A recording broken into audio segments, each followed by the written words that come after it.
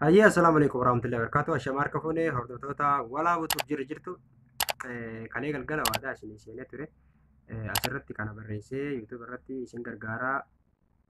Aboo ani akkanatti ija keessa of ilaalaa yoo haasa'e dhugaa rabbii taatee hin beeku. Ija keessa akkatti of ilaallan kolfannaa qaba wanta na godhadhu malee jechuudha. Akkanatti na godhannaan amma wanta akka barbaade haasa. Kaleessa galgala waadaa isinii seenee ture gaaffii na gaafadhaa waa'ee yuutuub irratti waan beeku isin gargaaraa isinitti himaa haga danda'etti isiniin jedhee ture.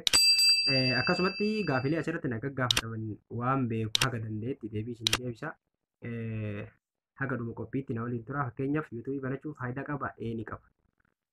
Mallaqa immoo haaluma salphatti argatammoo bu'aa bayii hedduu keessa caanta jedhuuf bu'aa bayii hedduu keessa bahan.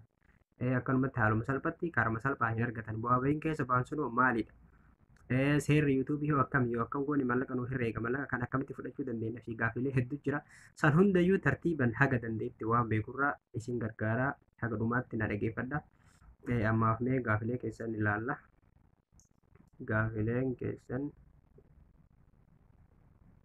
Gaaffileen baay'een yuutuubii akkamitti banadhaadha. Baay'inaan kan jiru jechuudha. Yuutuubii mayyuu namoonni hedduun akkamitti akka banatan hin beekani.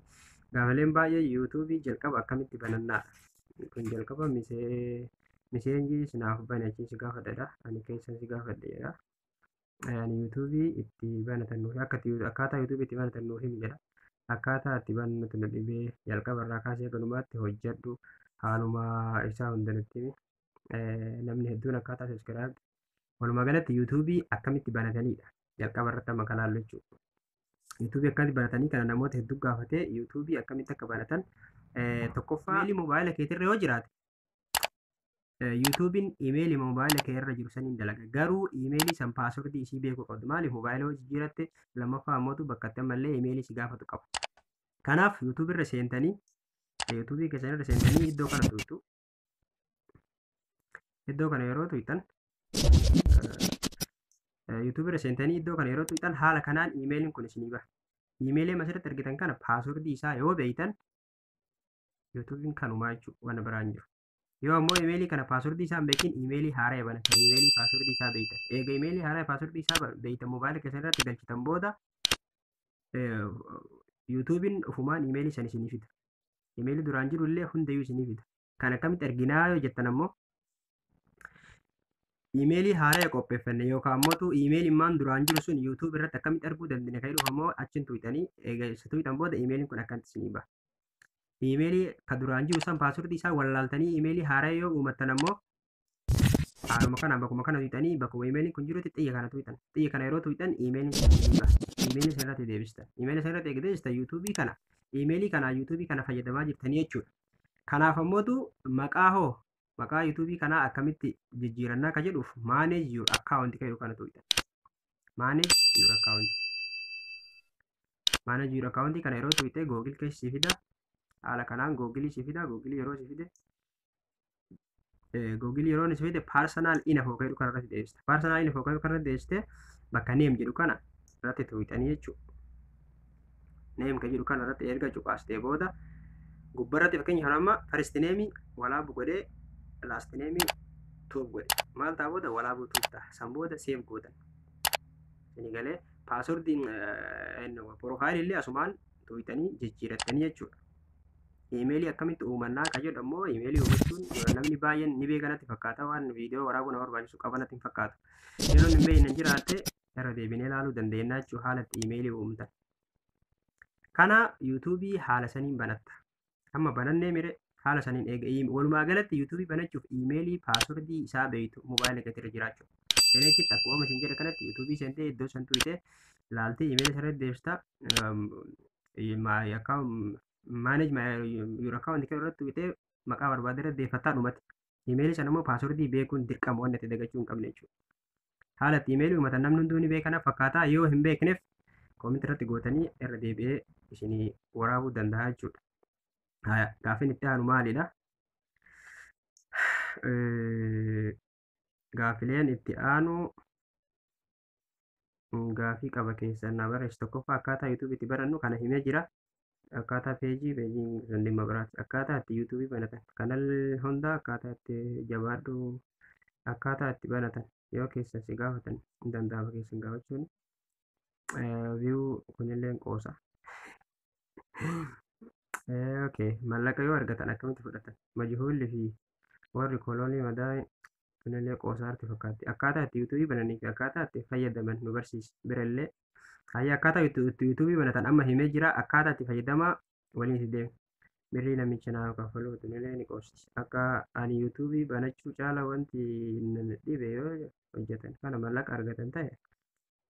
Akka na dhibe yoo irratti hojjedhe kan inni mallaqa argadhu ta'e mallaqa san karaa kamiin nama ergan.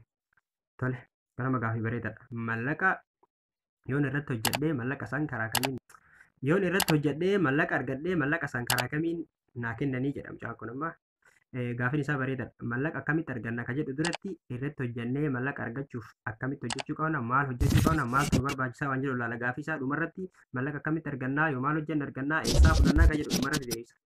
Yuutuubii akkamitti banatan himee jira. Ani yuutuubii banadhe garuu liinkii isaa eessaa akka argadhu fedhullee dhabe. Liinkii isaa kiroom keessa seentee moobaayila kee diskitoop gootee gara kompiitara deessitee jechuudha. San booda iddoo mallattoo porofaayilii suuraati yuutuubii irra kaatee san tuqxee maay chaayinaal kan jedhu tuqxe. Maay chaayinaal kan jira. Maay chaayinaalii san eega tuqxe booda gubbarratti wanni gubbarra jiru kana tuqxee kooppii kan jedhu kana tuqxa. Dhumate liinkii porofaayilii keetitti feesbuuka keetitti yuutuubii keetitti. Amma laayikii maxxansa viidiyoo jalatti jalqaba koomintii elviichuu dhugaa keedha. Namni gariin kunillee dhiise. Taankiyuu jabaadhu. Akka itti banatanii fi birrii nama kaffaluu mana namaa fidamoo ni qoosti. Hayyee tokkoffaa viidiyoo maxxanfamee siif herreeguuf deemuun isaa xumura qaba. Viidiyoo maxxanfame siif herreegaa deemuun isaa xumura qaba. Moonetaayizeeshin gochuuf steeppii darbamu qabu. Of eeggannoowwan yuutuubii yeroo hojjetan godhamuu qaban kan haga yuutuubii kee cufsiisutti si geessu icciitii kun gaaffii bareedaadha. Viidiyoo maxxanfame siif herreegaa deemuun hagatti dhaabu qaba. Hagatti xumura qaba. Viidiyoon ati irratti maxxansite haga namni laaluu dhaabatutti inuma si herreega. Abadan dhaabatu jechuudha. Gaafa namni laaluu dhiisee namni baay'ee laaluu dhiise akkasumatti. Garuu namni inuma laalataan inuma si herreegan dhaabatu. Moonetaayizeeshin gochuuf steeppii meeqa darbamuu qaba? Steeppileen darbamuu qabu maal fa'aa jedhaa? Tokkoffaa viidiyoo namaa hin maxxansina abadan. Haga moonetaayizeeshin si ta'u gaafa moonetaayizeeshin ta'e viidiyoo abbaa feetee yoo inni koopiraayitiisitti hin argin viidiyoo yuutuub irraa feesbuuk irraa guurtee maxxansuu dandeetta. Garuu haga moonetaayizeeshin ta'e siif ta'initti viidiyoo namaa maxxansitee kasaara. Viidiyoo namaa abadan hin maxxansitu. Moonetaayizeeshin ta'uu kun mootu wachi taa'im sa'aatii 4,000 viidiyoo kee ilaaluu qabu. Sa'aatii 4,000 jechuun ammoo daqiiqaa 240 ta'a 248 akkasitti garsiisan yoo viidiyoo kee orjinaala ta'e. Viidiyoo namaa feesbuuk irraa guurtee gadi buustee yookaan yuutuub irraa fuutee achirratti maxxansitee hidmee kee achumatti achirratti hafta malee abadan siin lakkaa'an waan ofii na mudatee waan beekuuf jechuudha. Akkaataa itti banatanii waraqaa akkaataa itti banatanuu fi akkaataa mallaqni seenuu waraqaa hin qabne kamni fudhata. Warri waraqaa hin qabne kamni fudhata. Tokkoffaa kun waan rakkoo qabu hin qabu. Tasumayyuu mallaqa fudhachuun rakkoo hin qabu. Yuutuubii banadhaatii bakka san gahaa mallaqa fudhachuun abadan rakkoo hin qabu. Namuma iqaamaa qabu maqama nama sanii achirratti ergite asirratti na argaattaan achuma irratti si ergan. Mallaqa fudhachuun salphaadha. Wanni si gaafatu hin jiru bakka san gahii irratti hojjedhu bakka san gahii booda mallaqa fudhachuun waan salphaadha. Maaliif cinqii baay'ee hin qabu jechuudha. Maqama nama barbaaddee irratti barreessitee biyya keessa jirtu irratti fakkeenyaaf Suudiyoo jiraatte amma namuma asitti iqaamaa qabu maqaa isaa achirratti barreessitee asirratti na argatta. Inni illee booda jarri koodii si ergite koodii lakkoofsa icciitiitu jira. Lakkoofsa icciitii san imeelii kee irraa futee nama sanitti kennita. Namni sun lakkoofsa icciitii san qabatee baankii dhaqee maqaa googilii na ergee mallaqa akkana maqaa kiyyaan jedheen iqaamaatti kenna achirra ilaalanii maqaa isaatiin mallaqni seenoo jiraate koodii san gaafatan. Koodii san fuudhee itti hima achi booda mallaqa fuudhaa jechuudha. Kun salphaadha. Hojjetaadii achi gaha. Mallaqa yuutuub irraa argate cinaa nu kenna qoosa. Yoo sabskiraabii sa'aatiin nu guute kaampaaniin maal fa'aa nu gaafata. Yoo sabskiraabii fi sa'aatiin nu guute kaampaaniin maal fa'aa nu gaafata. Sabskiraabii fi wachi taayimiin sa'aatii yoo sii guute kaampaaniin wanni si gaafatu iqaamadha. Piinkoodii jira. Piinkoodiin yoo amma biyya biraa jiraattan Jaarmanii waan akkasii keessa warra jirtan piinkoodiin isinii dhufa. Rakkoon qabuun fudhattan jechuudha. Biyya ammoo biyya Arabaatti Masirii, Suudi Arabiyaa waan akkana Dubaay kanneenitti piinkoodiin hin dhufu. Kanaafuu yeroo sadii irra deebitee peer request waan jedhamu jira. Peer request san goota. Eega peer request gootee booda yeroo sadii eega gootee booda iqaamaa si gaafata. Iqaamaa kijibduullee haa taatu waan feetellee haa taatu itti ergitiin fudhata rakkoo hin qabu. Fudhatee san xumurraan si lakkaa'u eegala. Yeroo si lakkaa'u eegale bakka mallaqa nama irratti si ergu ammoo kophaa jira. Bakka sanitti kafeetati barreessita.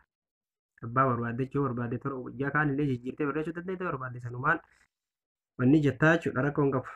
Ani banee viidiyoo editingii wallaalee viidiyoo editingii mobaayilii yoo qabaatte appilikeeshinii akka keenya maastarii paawar daayirektar asii buufataa laaptooppii yoo taate immoo adoobee OBS studio fi filoomoora fa'aa buufachuu dandeetta. Qaanqee bilisummaa gadi dhugan. Wallaahi yeroo baay'ee isin otofa galatoomi. Gaafii kiyya uffata akkamitti baakgaraawundi jijjiiruu danda'a uffata buleedha. Yuutuubii akkamitti baratan? Birrii hoo isaa fudhatan? Birrii baankii fudhatta itti dabalee yookaan akkuma birrii irra fudhatan. Birrii baankii dhayitee fudhatetti amma himee jira. Jalqabumayyuu waan beektu irraa isiniif galatoomi. Ani gaafa birrii gaafachuu jedhu naaf dorgomta. Tole rakkoon qabu hedduu galatoomitis galatoomi. Dhugaa hojiin kee ati galatoomi. Ani immoo keessan dhuftee na barsiisuu qabda jirti. Okey rakkoon qabu. Mallaqa yuutuubii irraa akkamitti buufadha? Har'aaf banadheera doolaara 5 kunillee qoosu jira. Akkamitti akka mallaqa irraa argatan nutti himi. Mallaqa akka irraa argatan himee jira. Kiyya gaaza malee hin dalagu hin qoosti. Ani gaafa birriillee ani gaafii biraallee siif hin qabu. Haaraa guddisuuf haala kamiin danda'ama? Haaraa guddisuuf viidiyoo gaarii irratti dalaga. Subscribe naa godhattanii nama kadhatin. Subscribe naa godhattee nama kadhachuun faayidaa takka hin qabu. Ati waan gaarii irratti maxxansinaan namni ofii subscribe godha. Viidiyoo kee gaarii san laaluuf jecha ofumaan subscribe sii godha. Okay, guyyatti birrii meeqa argatan? Guyyatti birrii meeqa argatanii akkatti herreegamu hin qabu. Maaliif akka viidiyoo keenonni baay'inaan si ilaaletti malee akkanatti ergatan jedhee waan sitti hin qabu. Osoo namni marti hinaaffaa dhiise okay hayyee. Ani yuutuubii tana yeroo na jibbisiisaa hayyee dhiisatis yeroo inni ture. Yeroo irra turaa viidiyoo irratti gadi lakkisee hin gubatamu maal ta'a? Yoo irraa turaa viidiyoo irratti gadi lakkisan hin gubatu. Wanni gubatu hin jiru. Mee akkamitti banatan himee jira. Akkuma itti banannu nama akka qarshiitti fudhatan akka viidiyoo gadi lakkisan amaloota isaa. Amaloonni isaa viidiyoo namaa irratti gadi hin lakkisin. Gaafa monetization sii ta'e viidiyoo namaa irratti gadhiisitu rakkoo hin qabu. Yoo namni koopiraayitii sitti hin argin jechuudha. Garuu koopiraayitii ji'a tokko keessatti koopiraayitii 3 qabannaan yuutuubiin kee hin bada. Walaa monetization sii ta'e dhiise. Koopiraayitii 3 ji'a keessatti qabannaan yuutuubiin kee guutummaan guututti bada. Yuutuubii viidiyoo namaa hin maxxansin. Haga inni monetization sii ta'utti gaafa monetization sii ta'e iyyuu viidiyoo namaa ofirraa eegaa maxxansita. Ji'a keessatti yoo koopiraayitii 3 riippoorti namni yeroo 3 si godhe jechuudha yuutuubiin kee hin haqamu. Akka feesbuuk illee si deebuu maayin hin jiru. Kana waan biraan jedhu dura haati kee jalatti yoom jalaa si baase ture. Birrii yuutuubii eessaa fudhatan eenyu gaafatan. Birrii yuutuubii baankii fudhatta baankii gaafatta rakkoo hin qabu. Akkamitti waan sana akkas godhatan. Manni tam jetti. Ani mallaqa argatuuf akkatti mallaqa argatan nuuf waraabsi. Mallaqa akka itti argatan nama himee jira uummannaanu mallaqii akka itti argatan waan salphaadha. Bakka san geete taanaan mallaqa argachuun salphaa. Takka rakkoo hin qabu. Bakkuma san gahu cinqaa malee bakka san geenna mallaqa argachuun laafa. Gaafii koo biraankii san dura walitti himan dalagammoo. Tunilleen qoosti ani hundumaa nu barsiisa. Okay, galata dalabta. Ani gaafa hojii eegale kaayadha tolee rakkoon qabu mee yuutuubii banuu na qarqaare. Yuutuubii banuu amma himee jira. Yoo wanni isinii hin galle jiraate waa'ee yuutuubii banuu kanarratti wanni isinii hin galle yoo jiraate koominti irratti yookaan immoo akkanatti kan isin hin galle taate viidiyoo waraabee isin garsiisa. Yuutuubii ni qaba kana hordaan horta galatu atillee waarata hojjedha. Subscribe naaf godhaa yuutuubii okay. Mee maqaa yuutuubii akkan jijjiiran maqaa yuutuubii akka jijjiiran amma reefa achirratti jalqaba irratti si garsiisaa jiran fakkaata. Maqaa yuutuubii akka garsiisan argattee jirtu sitti. Anillee barumsa beekurraa isiniif qooda hayyee. Ani keessan si dubbisa dhimma guddaa sirraa qaba tolee rakkoo hin qabu. Dhimmi aan jedhu biraa hin se'in qashtii waa'ee si gaafachuu tolee rakkoo hin qabu. Subscribe naa godhuu didan akkam godha. Subscribe si godhuu didaniin waan gaggaarii irratti hojjedhu. Gaafileen keessan ammaaf haganuma wanni isinii hin galle yoo jiraate.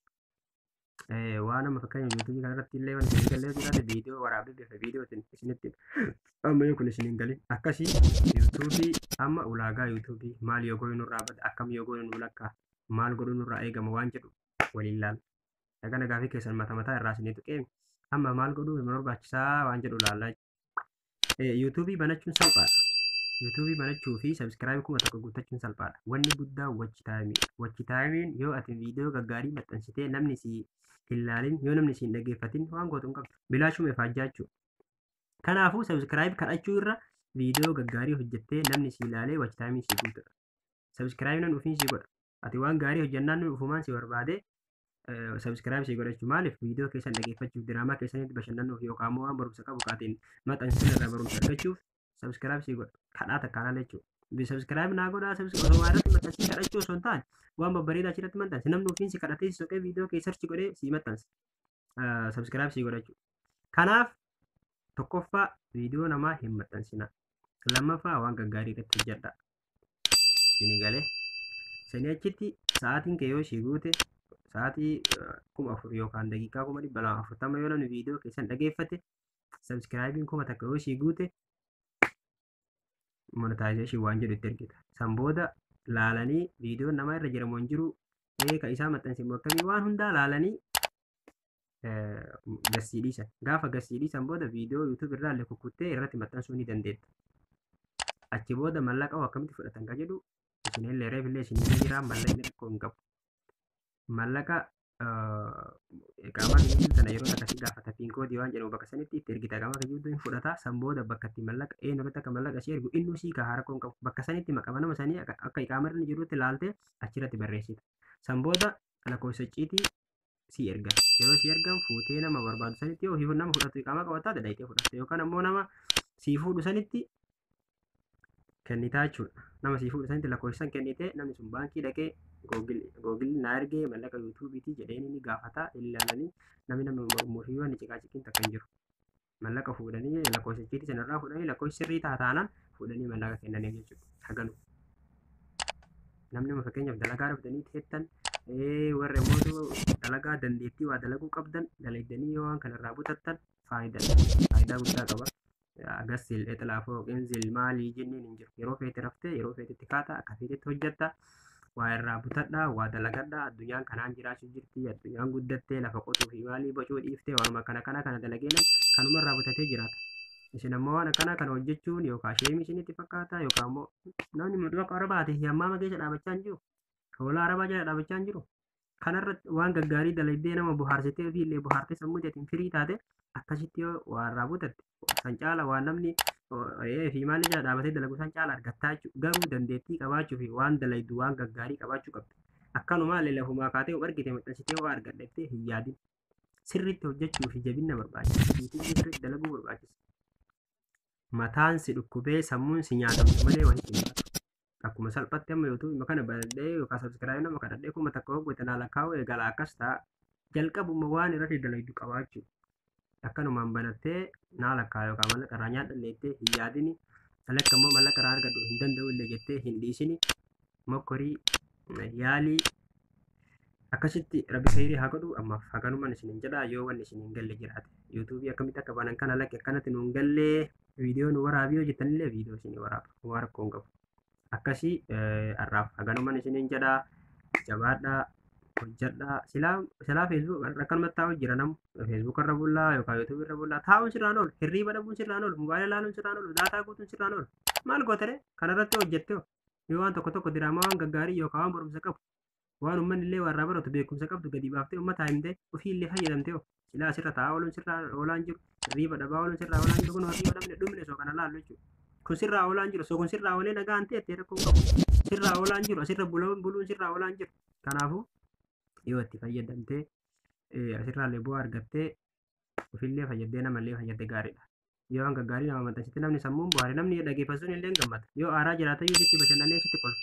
Yoo ammoo waan barumsa qabu irratti dabarsite barumsa sanuu argatee sanitti faayidaa argatan illee namallee fayyaddee ofillee fayyadamu jechuudha. Akkasii gabaabumatti yoo wanni biraa isin kadhibu jiraate yoo isin hin galle yoo jiraate isinii deebisaa